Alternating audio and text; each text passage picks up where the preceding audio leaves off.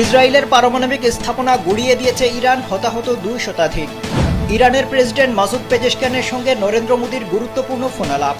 কঠিন সময়ে ইরানের পক্ষে থাকার বার্তা রাশিয়ার। ইরানকে বিশ্বস্ত বন্ধু বলে পাশে থাকার অঙ্গীকার রুশ প্রেসিডেন্ট ভ্লাদিমির পুতিনের। যুক্তরাষ্ট্রকে ত্রুপের তাস বানিয়ে খেলছে সৌদি আমিরাত। ইরানের হামলায় ইসরায়েলে আহত অর্ধ শতাধিক। হরমুজ প্রণালী ইস্যুতে ট্রাম্পের 48 ঘন্টার আল্টিমেটাম, পাল্টা হুঁশিয়ারি ইরানের। ইসরায়েলের পারমাণবিক রিসার্চ সেন্টারে ভয়াবহ হামলায় অন্তত 2 শতাধিক মানুষের প্রাণহানি ঘটেছে। এরপরই ইসরায়েলের প্রধানমন্ত্রী বেনিয়ামিন নেতানিয়াহু হামলার ভয়াবহতা বোঝাতে এই ঘটনাকে খুবই কঠিন এক সন্ধ্যা হিসেবে বর্ণনা করেছেন। ইরানের ইসলামী বিপ্লবী গার্ড বাহিনী জোরালোভাবে দাবি করছে, তাদের এই নিখুঁত হামলায় ইসরায়েলের অন্তত 2 শতাধিক মানুষের প্রাণহানি ঘটেছে।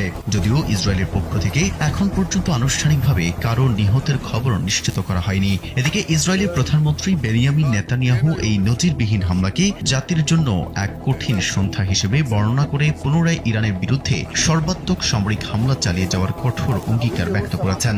ইসরায়েলি সামরিক বাহিনীর এক মুখপাত্র জানান, হামলার সময় দেশটির অত্যাধুনিক আকাশ প্রতিরক্ষা ব্যবস্থা সম্পূর্ণ সক্রিয় ছিল, তবে দুর্ভাগ্যবশত কিছু দূরপাল্লার ক্ষেপণাস্ত্র প্রতিহত করা সম্ভব হয়নি। চলমান যুদ্ধ পরিস্থিতি নিয়ে এবার ইরানের প্রেসিডেন্ট মাসুদ পেজেশকিয়ানের সঙ্গে টেলিফোনে সরাসরি কথা বলেছেন ভারতের প্রধানমন্ত্রী নরেন্দ্র মোদী।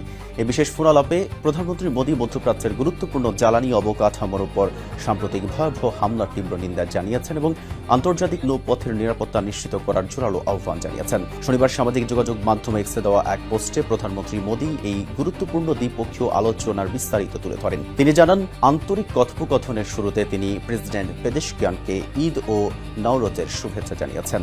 নরেন্দ্র মোদী আরও বলেন, আমরা দৃঢ়ভাবে আশা প্রকাশ করছি যে এই পবিত্র উৎসবের মরশুমে পশ্চিম এশিয়ায় শান্তি, স্থিতিশীলতা এবং দীর্ঘমেয়াদী সমৃদ্ধি বয়ে আনবে। তবে তিনি উদ্বেগ প্রকাশ করে বলেন, এই অঞ্চলের অত্যন্ত গুরুত্বপূর্ণ জ্বালানি অবকাঠামোর উপর সাম্প্রতিক